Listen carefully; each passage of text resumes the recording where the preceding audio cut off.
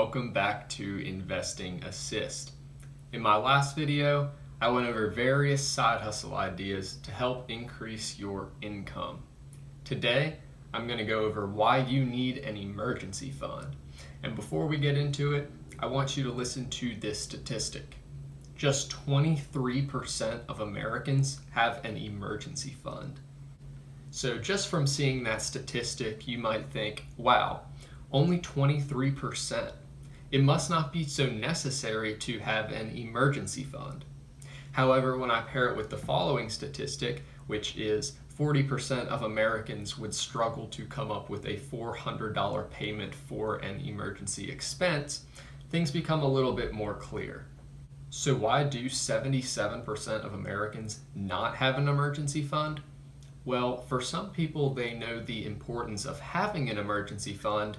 They just have poor spending habits or other factors that don't allow them to have an emergency fund. Other people just were never taught the importance of an emergency fund in the first place.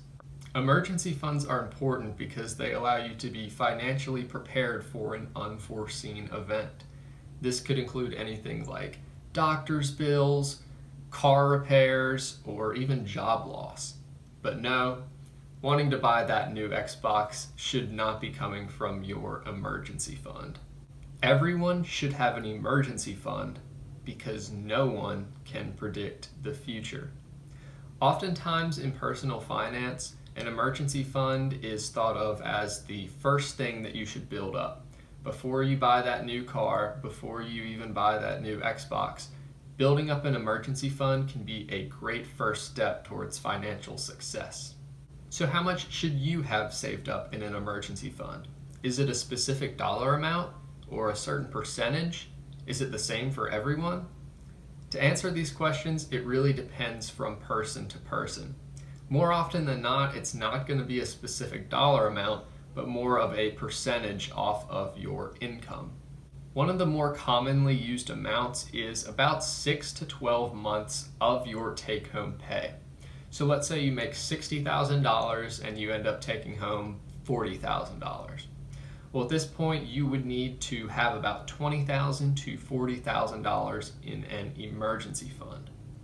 Typically, I would go towards the 6-month range, but in environments like we're in today, where we really don't know what's going to happen a week from now or even a day from now, 12 months may be the better bet. That way you're covered, just in case we want to think about the absolute worst. In case you were to say lose your job, you'd be covered for a full year. Once you build up your emergency fund to an amount that you feel confident with, then you can start to look at other things like investments. With an effective emergency fund, not only are you going to be able to replace your income should something go awry, but you're also going to find that it's easier to stay out of debt that way, and you'll have more of a peace of mind in knowing that you are financially secure. Now, what if you're already in debt? Should you still build up an emergency fund? The answer is yes, but you may need to take a different approach. Instead of building up a full emergency fund before taking care of debt, or taking care of debt before building a full emergency fund, you could take a hybrid approach and save, say, $1,000 into sort of a starter emergency fund. It won't cover anything major, maybe a car repair or two, but it'll give you a little bit of cushion before you go ahead and tackle that debt. And I actually put out a video a few weeks back called 3 Tips to Pay Off Debt. I'll link that in the description for any of you who are interested in that. But again, in terms of that emergency fund, get something in there to start it. It won't be your end amount. You're going to continue building it up. After you tackle off that debt, then you can start working on your investments as well. Now, again, for the emergency fund, some people do say 3 to 6 months worth of your take-home pay, and I think Dave Ramsey is actually in that crowd as well. But as I was saying, in environments like we're in today, it might not be a bad idea to have a little bit more just in case, because we don't know what's going to happen a month from now, a week from now, or a day from now. So should you need to use that money in your emergency fund, hopefully you never do, but if you do, make sure to replace those funds in the future.